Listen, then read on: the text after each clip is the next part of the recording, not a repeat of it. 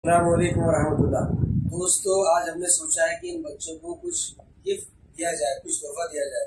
तो हमने ये तुलसी के पौधे मैंने अपने हाथों से तैयार किए हैं, इनकी पौध, और ये आज मैं इनको गिफ्ट देने वाला हूँ, क्योंकि तुलसी के पौधे बहुत ही ज़्यादा फायदेमंद है।